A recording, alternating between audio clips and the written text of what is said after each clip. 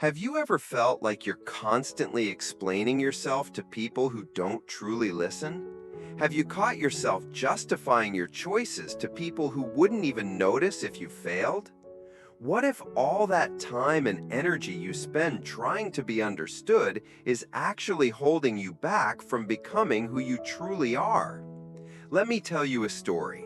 In the early 1900s, a young man named Nikola Tesla was working tirelessly in a dim, cluttered lab tucked away in New York.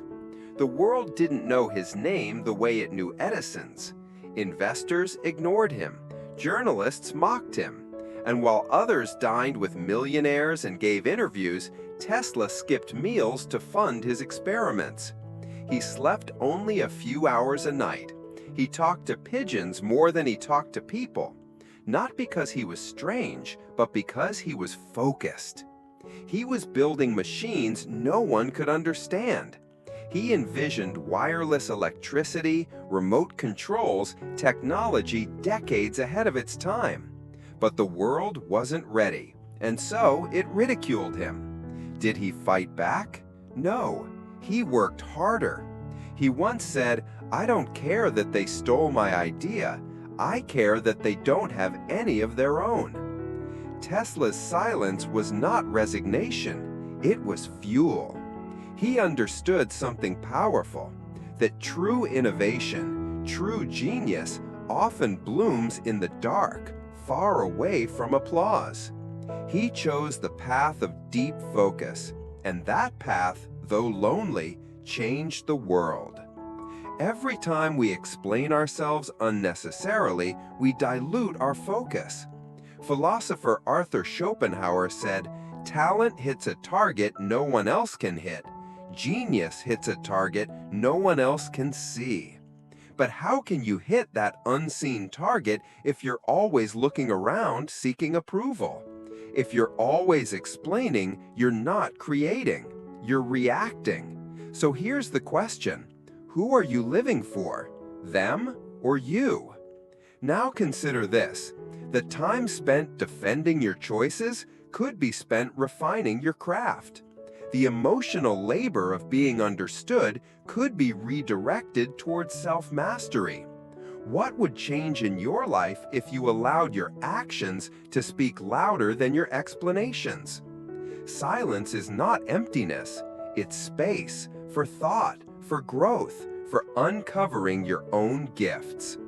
Friedrich Nietzsche believed that solitude and silence are essential for becoming who we truly are. He wrote, "The individual has always had to struggle to keep from being overwhelmed by the tribe." In silence, we begin to hear what truly drives us. Here's something most people overlook. Your greatest talents, your unique perspective, your real power, they don't emerge in conversation. They emerge in contemplation, in observation, in the quiet moments when you stop performing and start listening to what your soul actually wants. Instead of spending hours talking to others about your ideas, spend those hours discovering which ideas truly belong to you.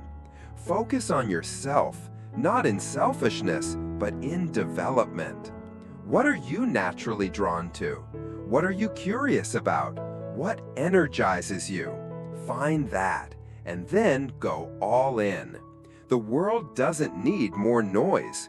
It needs more people who are deeply aligned with what they're meant to do. Our world is louder than ever. Social media, notifications, gossip, the opinions of people who aren't even part of your vision. Every distraction is a thief of time, of energy, of potential. Imagine what your life would look like if you redirected all that wasted attention toward your personal growth, toward reading, building, training, thinking. What could you create? Every scroll, every click, every unnecessary debate pulls you further from your goals. Modern distraction is dressed as entertainment, but it's consumption without creation. What if you decided today to consume less and create more? Not just content, but a better version of you. Energy is not infinite, it's currency, and you're spending it every minute of every day. The question is, are you investing it or wasting it? Most people give their best energy to the wrong things: toxic relationships, endless scrolling, comparison, fear of judgment. But when you learn to protect your energy, your whole life begins to shift. You begin to rise, quietly but powerfully. Think of your energy like a bank account. Each interaction, thought, or activity is a transaction. Would you invest your money in something with no return? Then why do we invest our attention in things that don't grow us? Audit your energy. Start spending it like it matters, because it does. One of the greatest illusions is the belief that we need others to validate our worth. But growth happens in the shadows, not the spotlight. No one needs to clap for you to make progress. The universe doesn't reward noise. It rewards consistency, daily action, silent persistence.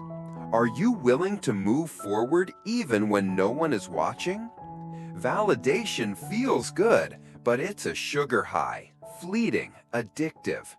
Real self-worth comes from doing the work, when it's hard, when it's lonely, when it's boring. You don't build a legacy through applause. You build it through sweat and solitude. Here's how you start. Wake up early and spend the first hour on your mind and goals. Limit social media to 30 minutes a day. Choose one skill and master it in silence. Journal, not for likes, but for clarity. These small shifts, repeated consistently, change everything. And here's something deeper. Spend time in nature, not for the photos, but for the reconnection. Try silence not as punishment, but as a practice. It's in those quiet hours that your real voice begins to emerge. When you stop documenting your every move and start dedicating your focus inward, you reclaim your attention from the world. And from that reclaimed attention, power is born. You are either feeding your future or feeding your distractions. Every thought, every action, every choice is a vote for the person you're becoming. So ask yourself, where is your focus going? What story are you writing in the silence?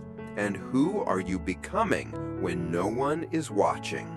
Remember the Stoic philosopher Epictetus, who said, "First say to yourself what you would be, and then do what you have to do." That's the formula. Clarity, then action. Identity, then discipline. You become by doing. Here's your challenge. Stop explaining. Stop chasing noise. Start focusing. Let your silence become your strength. Let your results do the talking. And remember, what you focus on expands. You don't need to convince anyone. You need to commit to yourself. No more waiting, no more noise. Just you, your growth, and the silent power of focus.